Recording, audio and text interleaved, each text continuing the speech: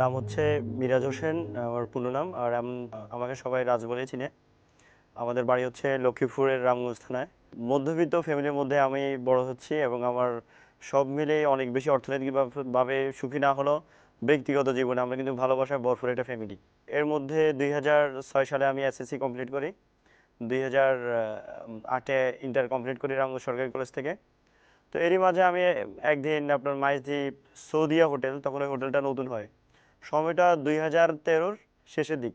আমি, মিজান, আমাদের একজন বড় ভাই ছিল রফিক ভাই সহকারে আমরা নাস্তা করতে বসছি। তো নাস্তা করার মাঝপথে কিছুক্ষণ পরে দেখি পাশে কেবিন থেকেই একজন মহিলা আমার ছবি তুলতেছে। তো ছবি তোলার কারণে কিছুক্ষণ পরে আমি ওনাকে বললাম যে আপা, আহ, আপনি এটা চিনেন? আপনি ছবি তুলতেছেন আমার। হ্যাঁ, আমি তোমাকে চিনি তো। এর ভিতরে সব বলা যাবে না। তুমি বরং এক কাজ করো, এখানে আসো।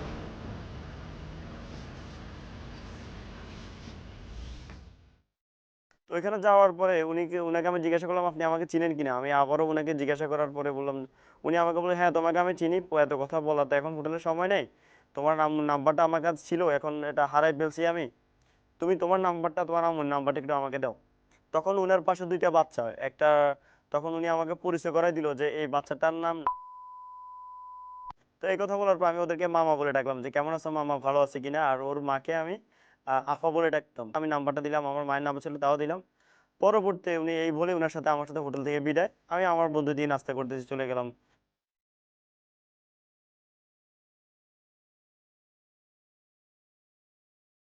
রাত্রে বেলা যখন 8:30 বাজে এমন মুহূর্তে উনার নাম্বার থেকে আমার এখানে কল আসে। সকাল তোমার সঙ্গে পরিচয় হলো না? আমি সেই। ও আপা, আপা, জি, সালাম আলাইকুম। আমাকে তুমি আবার ডাইকো না। আমি তোমার মায়ের বয়সী। তুমি আমাকে আন্টি বলে ডাকবা। আর তোমার বয়সী আমার একটা সন্তান আছে। আর সঙ্গে তাদের দেখতে ওরা আমার ছোট ছেলে মেয়ে। ও আচ্ছা আচ্ছা। পরে বলে যে তোমার ছবি তোলা আসলে তুমি আমার পরিচিত কেউ না, তোমার বন্ধুরা যখন তোমার নাম নিয়ে কথা বলছিল তখন ওইখান থেকে আমি তোমার নামটা শুনি। আর আমি তোমাকে সেই নাম ধরে ডাকি। তাছাড়া আমার ছেলে মেয়েরা তোমাকে দেখে খুব পছন্দ করছে, তাই মা হিসেবে একটা ছবি উঠাইলাম। তুমি আবার রাগ করোনি তো? না না, ঠিক আছে। রাতে খাইছো? হ্যাঁ, খাইছি। মানে এতটুকু বলে ওই দিনের জন্য লাইন কাটা। পরবর্তী দিন সকালবেলা উনি 9টা বাজে আমাকে ফোন করলো। হ্যালো, সালাম আলাইকুম আন্টি। তুমি নাস্তা করছো? না আন্টি, আমি করি নাই। তুমি নাস্তা না করলে কিন্তু আমি নাস্তা করুম না। শোনো, তুমি নাস্তা কইরা তারপরে আমারে ফোন দিবা, ঠিক আছে? আচ্ছা, ঠিক আছে। আচ্ছা ঠিক আছে। এইভাবে উনি এক সপ্তাহ 15 দিন, 10 দিন কিংবা 15 দিন যাওয়ার পরে উনি আমাকে জিজ্ঞাসা করলো আচ্ছা তোমার বাড়ির ঠিকানা একটু আমাকে একটু ভালো করে বলো। আমার বাড়ি আসবেন? আমার বাড়ির অবস্থা তো ভালো না। আর আপনার মতো লোক। আরে না না, আমি তেমন কেউ না। আমি তোমাকে বাড়িতে এমনিতেই যাবো। তো উনি বললো যে না আমি একটু দেখতে যাবো, তবে তুমি তোমার বাবা মাকে বলিও না। না আইবেন, আপনার যে কেমন আপ্যায়ন করুন। আরে আমারে কিছু দিয়ে আপ্যায়ন করতে হইব না। না শোনো, তোমাকে তো আমি নিজের ছেলের মতো করে জানি। ছেলে বাড়িতে মা যাইবো, এটা আপ্যায়ন করার কি আছে? আমি যাবো, ঠিক আছে? আর ঠিকানাটা দাও। ঠিক আছে আন্টি, লাইন তেলে। আচ্ছা। তো এই অনুযায়ী আমি কি করলাম, ওনাকে বাড়ির ঠিকানা দেওয়ার পর আমি আমার আম্মাকে বললাম যে আম্মা বাসায় একটু মেহমান আসবে। তা মেহমান ডাকার কেডা? আচ্ছা, তুমি চিনলাম না। চিনি না জানি না, এমনি মেহমান আমি কি ভালা? না মানে, উনি খুব ভালো মানুষ, তাইলে তো আপ্যায়ন টাপ্যায়ন করুন। তা করুন। আমার মা শুনে একটু নার্ভাস ফিল করলো। উনার হাজবেন্ড সহকারে আমাদের বাড়িতে গেল। সেও যে আমাদের উপস্থিত একজন মেহমানকে যতটুকু সম্মান করা দরকার আমার আম্মা সেভাবে সম্মান করলো। আপা, আপনার আমার খুব ভাল লাগছে। আপনার ছেলেটারও আমার খুব ভাল লাগছে। ওরে তো আমি নিজের ছেলের মতো করে দেখি। আসলাম আপনাদের বাড়ি ঘর দেখার জন্য। এই কথা বলে আধা ঘন্টার মতো সময় কাটে, উনি চলে আসলো উনার বাড়িতে। আমাকে রাত্রে বেলা বললো যে এবার তোমাদের বাড়ি গিয়ে খুব ভাল লাগছে। জি। আল্লাহর রহমতে আমাদের টাকা পয়সার কোনো ঘাটতি নেই। মধ্যবিত্ত পরিবার আমরা খুব পছন্দ করি। ওই দিক থেকে তোমরা একেবারে পারফেক্ট। এরপর দিন থেকে সকালবেলায় ফোন করে বলবে যে বাবা তুমি নাস্তা না করলে আমি নাস্তা করবো না। দুপুরবেলায় ভাত খেতে যদি আমি না খাই উনি ফোন করে বলবে তুমি খেয়ে আমাকে ফোন দিবে, তারপর আমি খেতে যাবো। বিকালবেলায় জিজ্ঞাসা করবে আমি নাস্তা করছি কিনা, সন্ধ্যায় বলবে যে আমি নাস্তা করছি কিনা, উনি এরপর নাস্তা করবে। রাতের বেলায় ঘুমানোর আগে উনি আমাকে ফোন করবে এবং খাওয়া খাইছি কিনা সেভাবে তদারকি করবে। তখন আমি ওনাকে জিজ্ঞাসা করলাম যে আন্টি আপনি যে আমাকে ফোন করেন এই সময়, তো আঙ্কেল কোথায় থাকে, উনি কি এই বিষয়গুলো মাইন্ড করে না? না না, উনি তো বাচ্চাদের নিয়ে শুয়ে আছে। আর আমিও তোমাকে ছেলের মতোই মনে করি। ছেলের সঙ্গে কথা বললে আবার কি মনে করবে?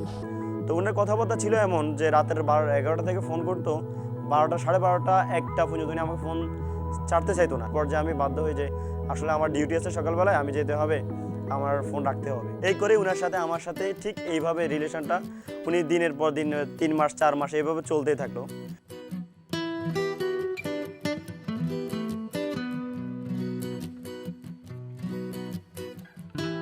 এরই মাঝামাঝি এই সময় আসি উনি আমাকে বললো যে তোমার না একটা কথা বলাই হয় নাই, আমার না একটা মেয়ে আছে। ওর না- ও ও আবাসিক মহিলা হোস্টেল থেকে লেখাপড়া করে, জানো? ও না 30 পারা কোরআনে হাফেজ। ভালোই তো, আসলে কেউ পাওয়াই যায় না 30 পারা করে না। জানো আমার মেয়েটা না খুবই পর্দানশীল। হয় উনি উনার মেয়ের অনেক প্রশংসা আমাকে করে, কিন্তু আমি শুনে থাকি। জানো রাজ, আমার মেয়ের জন্য না বিভিন্ন দেশ থেকে অনেক বড় বড় ভালো ভালো ছেলেরা বিয়ের জন্য প্রস্তাব দেয়। এভাবে আমাকে 1-1.5 মাস আগে ওর সম্বন্ধে ভালো একটা ধারণা দিল। তো উনি আমাকে যেগুলো সবসময় বুঝাইতো, তখন আমি এই বুঝগুলো দেখে মনে হইতো যে উনি এগুলো আমাকে বুঝাচ্ছে যে যেন উনার কি যেন পরিকল্পনা আমাকে নিয়ে। 2013 সন চলে তখন। এই ফোন করে উনি আমাকে বললো এই কথা যে আর শোনো, আমি খুব বিপদে পড়ে তোমারে ফোন দিছি। কেন আপনার কি বিপদ হয়েছে আবার বলেন? আমি তোমার সাথে কথা বলার জন্য বাইরে বেরোয় আইছি, যাতে কেউ না শুনে। ও আচ্ছা, বলেন। জানো আমার মেয়ের জন্য না আমেরিকা লন্ডন থেকে সিবি আসতেছে। কিন্তু আমার মেয়েকে কোথাও কোনো ছেলেকেই পছন্দ করতে পারতেছি না। তোমার সিবি দেখার পর থেকে তোমার প্রতি দুর্বল হয়ে গেছে, এখন তো তোমারই পছন্দ করে। ও আচ্ছা, আমরা একজন অল্প বয়সী জামাই চাই আমার মেয়ের জন্য। আর এখন তোমার যে এই অবস্থা, তুমি যে জব করো, এই অবস্থা আমি তোমাকে বিয়ে দিতে পারি, কিন্তু আমি এই বয়সে তো এই অবস্থা দিব না। এই জন্য যে কারণ আমার সামাজিক মর্যাদা অনুযায়ী আমি চাই যে আমার জামাই একটা অবস্থানশালী হোক। সেই ক্ষেত্রে তোমাকে বিদেশ যেতে হবে। টাকা পয়সা যা লাগে আমি হেল্প করব। বিদেশ গিয়ে টাকা পয়সা ইনকাম করতে হবে না, শুধু আমি যেন বলতে পারি যে আমার মেয়ের জন্য বিদেশে থাকে। টাকা পয়সা যা লাগে আমি হেল্প করব, সব আমি ব্যবস্থা করব, ঠিক আছে? সরি আন্টি, আমি আপনার এই প্রস্তাবে রাজি না। প্রথম কথা হলো যে আপনার মেয়ের তো আমি চিনিও না জানিও না। কোরআনে হাফেজ শুনে আমার ভালো লাগছিল, কিন্তু এই জন্য তো আমি বামনে সাথে হাত বাড়াইতে পারি না। আমি আপনার এই প্রস্তাবে রাজি না। দেখো বাবা, এইটা হলো তোমার জীবনের টার্নিং পয়েন্ট। আমার 2 ছেলে মেয়ে তো বলেই দিছি, এই ভাইয়া ছাড়া আপুকে কারো কাছে বিয়ে দেওয়া যাবে না। আচ্ছা ঠিক আছে, আমি একটু ভাইবা দেখি আন্টি। দেখো বাবা, এইটা আবার তোমার পরিবার সবার কাছে বলতে যাও না, তুমি একটু ভালো করে চিন্তা করে দেখো। হ্যাঁ ঠিক আছে, আমি জানাবো আপনারে।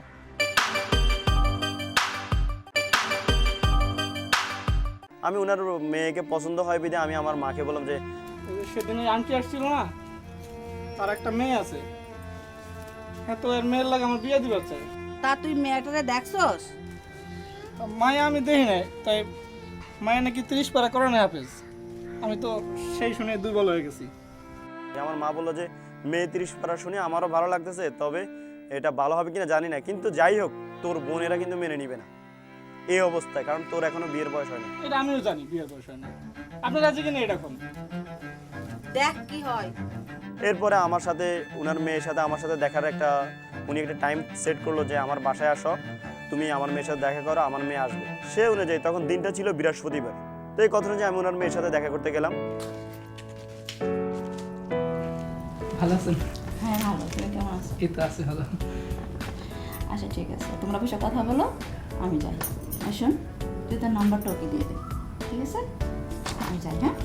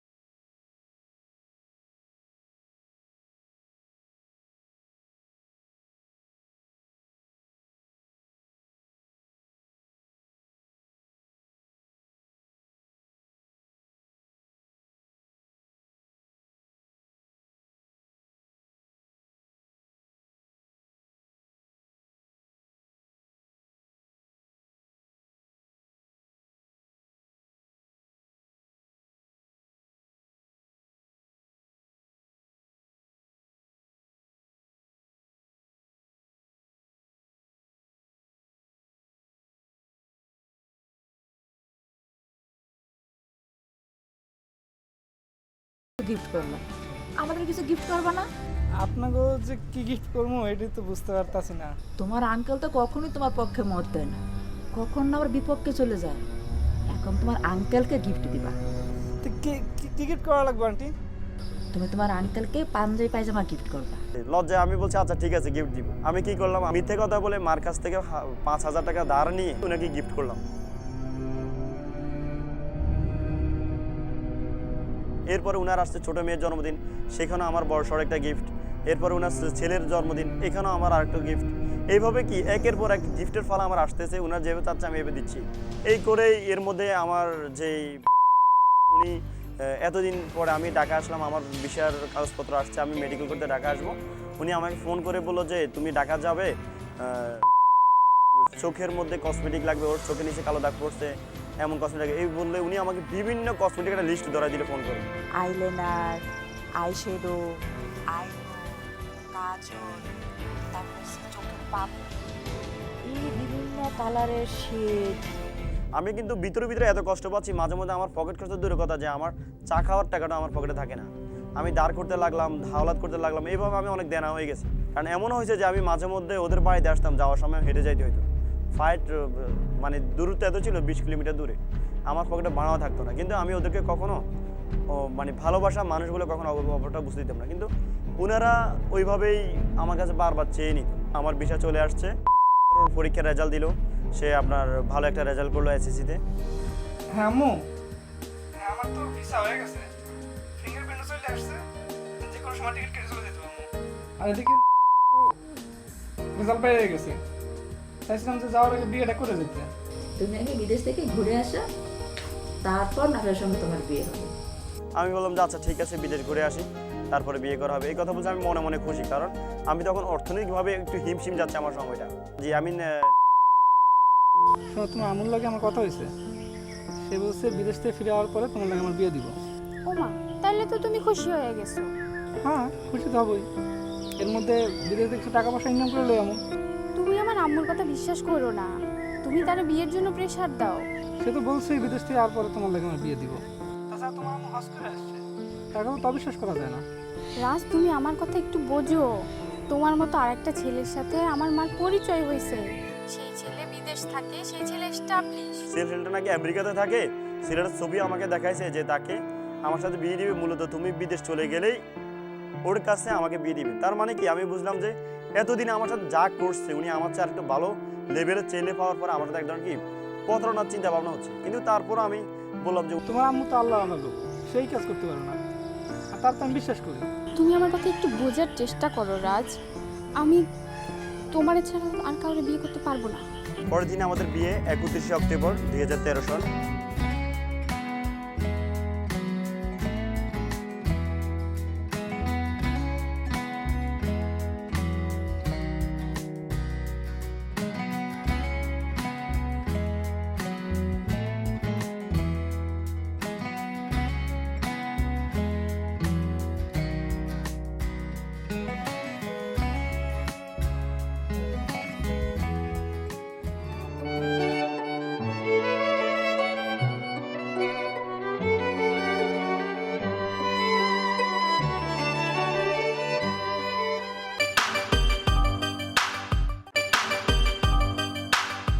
বিয়ের পরে 10 দিন পরে আমরা ফ্যামিলিগতভাবে এটা মেনে নেওয়া হলো।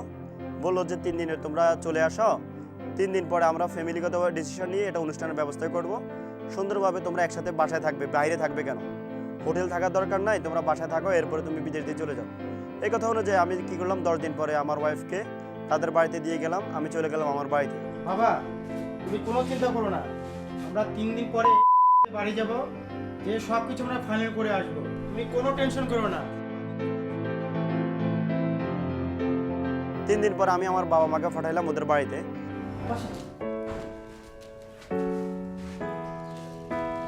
আপনারা কেন আইছেন? আমরা আমাকে পোলার বউ নিতে আইছি। কার ছেলের বউ? কেন? রাজের বউ গেছি। রাজার বউ হইতে যাইব কেন? এসব আপনি কি কইতাছেন? ওরা দুইজনের সম্পর্ক করে বিয়ে করছে। দেখেন, এইসব বিয়ে টিয়ে কিছুই না, এনজয় করছি। এই আর আপনারা এসব ভুলে যান। আপনি নিজের মায়ের সম্পর্কে এসব কি করতেছেন? আমার মেয়ে আবার কি? দেখেন, আমার মেয়ের খবর আমার থেকে ভালো কেউ জানে না, আর আপনাদের কাছ থেকে আমি সব শুনতেও আসবো না। আপনারা যান।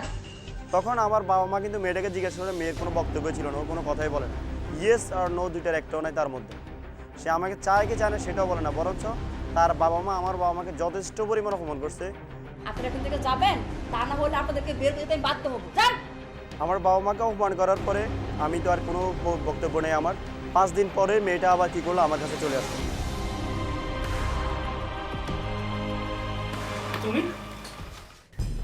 হ্যাঁ, আমার বাড়ি ছেড়ে চলে আসছি। ওই বাড়িতে আমি আর থাকবো না। আমি তোমার ছাড়া থাকতে পারবো না। বলো কি? আইসাই যখন পড়ছে থাক, পরে যাওয়া হইব দেখা যাবে। তুমি আমার লগে আস না। মা, মা, আসার পরে আমরা একসাথে 25 দিন একসাথে ছিলাম।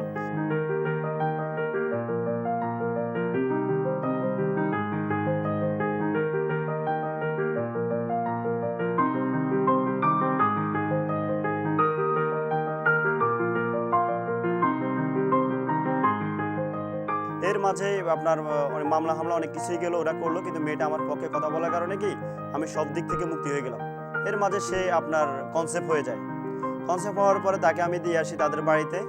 আর তখন 2013 সালের ডিসেম্বর 15 তারিখ আমি চলে যাই বিদেশ।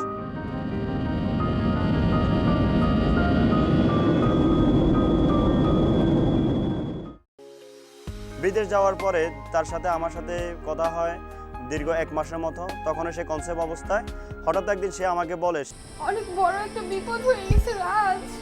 বিপদ হয়েছে? কি হয়েছে? আরে বলো কি হয়েছে? কান্নাকাটি করতেছো কি লেগা? রাজ বাচ্চাটা নষ্ট হয়ে গেছে রাজ। কি বলতেছো তুমি এগুলা? জানুয়ারির 8 তারিখ রাতের 3টা বাজে। আমি এই কথাটা আমার মা বাবাকে জানানোর পরে মা বাবা বললো যে এই সময় মেয়েদের বাচ্চা নষ্ট হইতেই পারে, এটা স্বাভাবিক। এই কথা বলে আমি বিশ্বাস করছি, আমি মেনে নিচ্ছি, কিছু করার নেই। আর এর মাঝে স্ত্রী বেঁচে আছে, সেটাই বড় কথা। আমি বিদেশ থেকে অনেক কান্নাকাটি করে কিছু করার ছিল না আমার। জানুয়ারি 15 তারিখের পর থেকে হঠাৎ করে আমার স্ত্রীর নাম্বার বন্ধ, নাম্বার অফ, আমি কোনো খোঁজ পাচ্ছি না। তার কয়েকটা বান্ধবীর নাম্বার আমার কাছে ছিল, যখন সে আমারও ছিল, সেই অনুযায়ী আমি তার বান্ধবীর কাছ থেকে খোঁজ খবর নিই। ওর তো ফোন দিতেছি অনেকবার, পাইতেছি না। কই না তো, আমি তো কোনো খবর জানি না। ওর তো বাচ্চাটা নষ্ট হয়ে গেছে, শুনছো তুমি? না তো, আমি তো জানি যে ওর আম্মা ওর অ্যাবর্শন করাইছে। কই না তো, আমি তো জানি বাচ্চাটা নষ্ট হয়ে গেছে। এবং আরও একটা সত্য জানতে পারলাম যে তাকে যে আমি দীর্ঘদিন যাবৎ জানতাম যে সে কুমিল্লায় পড়ালেখা করে, মূলত সে কখনো কুমিল্লায় পড়ালেখা করে নাই, সে লক্ষ্মীপুরে একটা মাঝে পড়ালেখা করতো। অথচ তার সাথে আমার সাথে এত রিলেশন, স্বামী স্ত্রীর সম্পর্ক, সে আমার কাছে মিথ্যা কথা দীর্ঘদিন যাবৎ বলে আসছে। আমার মা কী করলো, বউ উদ্ধারের জন্য অনেক তার এলাকার গণ্যমান্য মানুষকে ধরলো, কিন্তু কোনো প্রকারই কোনো উপায় না পেয়ে তার মা এক পর্যায়ে প্রচার করলো সেই মেয়ে অবিবাহিত, তার কোনো বিয়ে হয়েছে সেটাই তারা স্বীকার করতেছে না। শুনেন, আপনারা যদি বিষয়ে বেশি বাড়াবাড়ি করেন তাহলে আপনাদের সবাইকে আমি জানে মেরে ফেলব। কি করতেছেন আপনি সব? আমি কি তা এখনো দেখেন নাই, দেখবেন। আমি আপনাদের সাবধান করে দিতেছি, যদি বেশি বাড়াবাড়ি করেন তাহলে কিন্তু খবর আছে। এমনকি আমার ফ্যামিলিকে বলছে যদি আপনারা যদি ওর বিয়ে হয়েছে কোথাও বলেন, আপনাদেরকে অ্যাকশন নেওয়া হবে ভালোভাবে। তারপরে উনি কী করলো, আমার বাড়িতে বিভিন্ন ধরনের সন্ত্রাসী হুমকি এবং আমার বাপ মাকে মেরে ফেলার হুমকি খুঁজতে দিল। দীর্ঘ 6 মাস 8 মাস যাওয়ার পরে সে কী করলো, বিদেশে আমাকে আমার ফেসবুকে মেসেজ দিল যে আমি এই ব্যাপার, আমি বাধ্য ছিলাম, আমি বিপদে ছিলাম, এই কারণে আমি আমার তোমার সাথে যোগাযোগ করতে পারি নাই, আসলে সব অপরাধ আমার মা বাবার, ওরা আমাকে বাধ্য করছে, আমি তোমাকে ফিরে পেতে চাই। রাজ, তুমি কি আমারে ভালোবাসো? হ্যাঁ বাসি তো। যদি ভালোবাসাই থাকো, আজকের মধ্যে বাংলাদেশে চলে আসবে। আমি তোমার জন্য অপেক্ষা করতেছি। আমি মনে মনে ভাবলাম যে যাকে আমি এত বেশি ভালোবাসি, আমার বিজনেস জীবন আমি অনেক করতে পারবো, টাকা অনেক কামাইতে পারবো, হয়তো আজকে না গেলে হয়তো তাকে আমি হারাতে হবে। সো আমার ভবিষ্যৎ কি হবে সেটা আমি জানি না, তবে আজকে আমি তার জন্য চলে যাবো। আমি কাউকে কিছু না বলে পাসপোর্টটা হাতে নিয়ে চলে আসি বাংলাদেশে।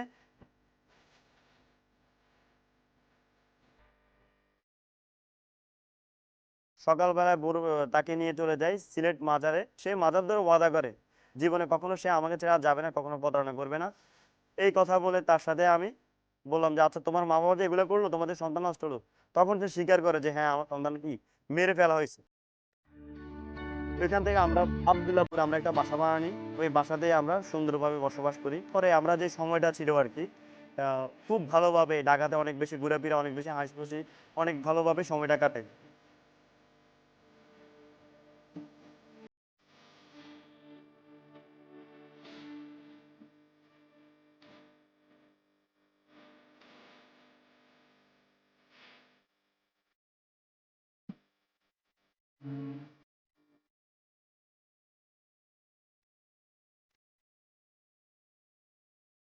ফেব্রুয়ারির 1 তারিখ 2015 সাল, সময় বিকাল 5টা। কই তুমি? আমি তো একটু বাইরে, ও, তোমার আসতে কতক্ষণ লাগবে? ঘন্টাখানেক সময় লাগবে। ও আচ্ছা, তাড়াতাড়ি চলে আসো, হ্যাঁ? আচ্ছা আচ্ছা আসতেছি। এই কথা বলার পরে ওর সাথে আমার সাথে এটাই তার সাথে শেষ কথা। বাসায় গিয়ে দেখি আমার বাসায় তালা মারা। যখন তালা ভেঙে বাসায় ঢুকি তখন দেখি বাসায় কিছুই নেই, শুধু আমার 2-3টা শার্ট প্যান্ট আর সব কিছু নিয়েছে চলে গেছে।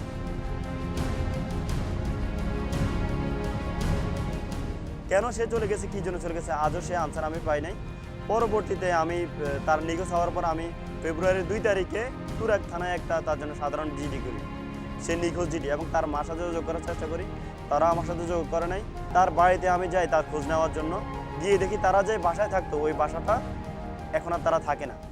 এখন তার জন্য আমি আমার ওয়াইফকে উদ্ধারের জন্য ঢাকা সিএমএম কোর্টে একটা মামলা করি, সিএম আদালতে সার্চ ওয়ারেন্ট করার পরেও তাদেরকে এখন আমি খুঁজে পাই নাই, এবং তাদেরকে আমি খোঁজ পাচ্ছিও না। তাদের স্থানীয় প্রতিনিধির কাছে গেছি, কোথাও তাদের কোনো সুরাহ পাচ্ছি না। এইভাবে আমাকে প্রতারণার দরকারটা ছিল কি, আমাকে বিদেশ থেকে কেনই বা আনলো, কেনই বা সে আমাকে এত বড় প্রতারণা করলো, কেনই বা আমাকে ধোঁকা দিল, কেনই বা সে আমার বিশ্বাসের ঘরে সে চুরি করলো। এবং এটাও বুঝতে পারছি যে আসলে সে যে হাফেজ ছিল, সে মূলত কখনোই হাফেজ ছিল না। সে ইসলামের সাথে প্রতারণা করছে, আল্লাহর কোরআন নিয়েও প্রতারণা করছে, এবং আমার ভালোবাসা নিয়েও প্রতারণা করছে।